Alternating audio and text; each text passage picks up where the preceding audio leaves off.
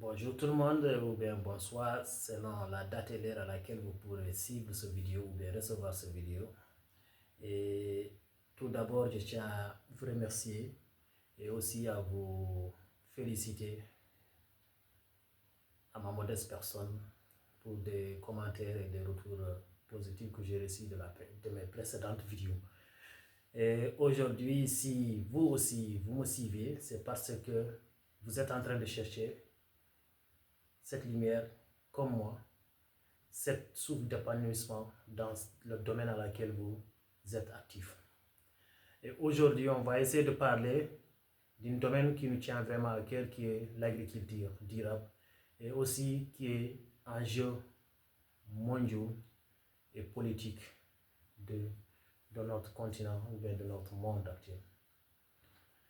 On va essayer aujourd'hui de parler d'une combinaison possible que chaque agriculteur ou bien fermier pourra expérimenter dans sa ferme ou bien dans sa localité là où il travaille.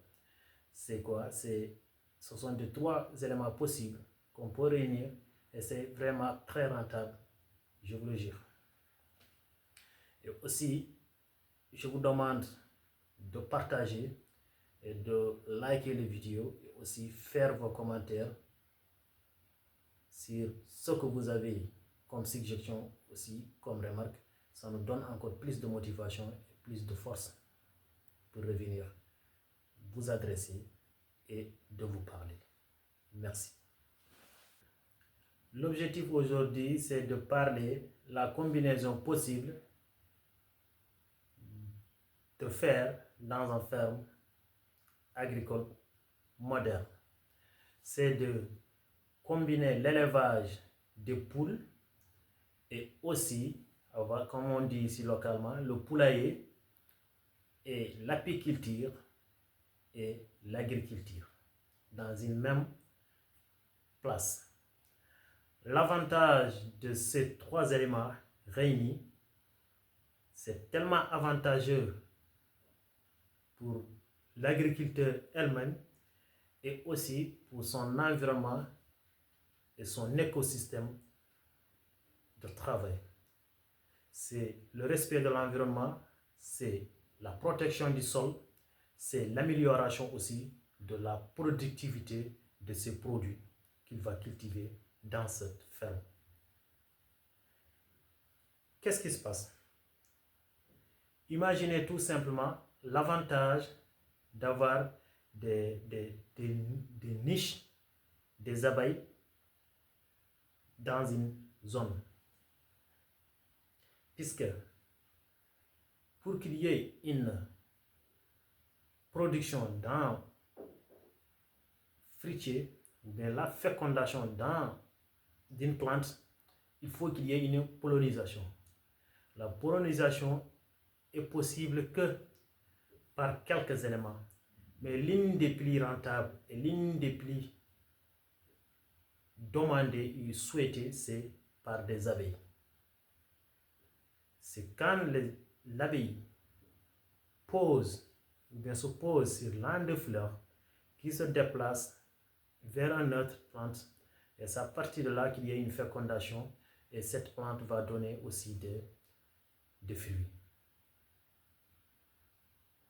Déjà, avoir des abeilles, ça va nous donner ce qu'on appelle le miel que tout le monde connaît.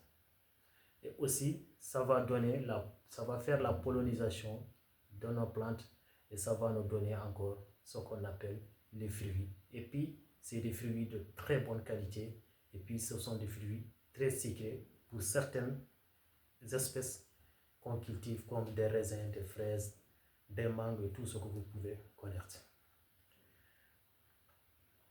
Cependant, pour l'autre aspect du fond, vous savez tous que les poules, soit elles sont pondeuses ou bien c'est des poulets à chair. Nous ici, quel que soit l'espace, quel que soit le type de poule que vous avez dans votre ferme, c'est uniquement la même. Tous les deux sont possibles.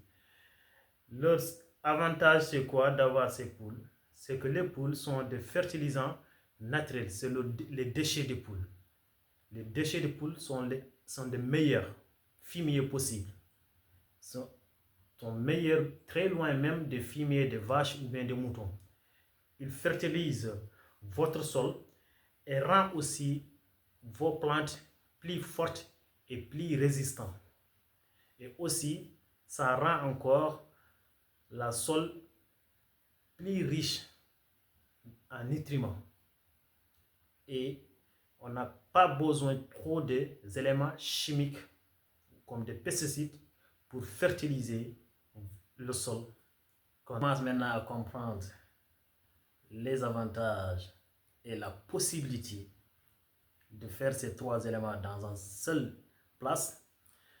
On va essayer de parler aussi de la synergie de ces trois éléments. La synergie, ce sont les avantages de les mettre en place.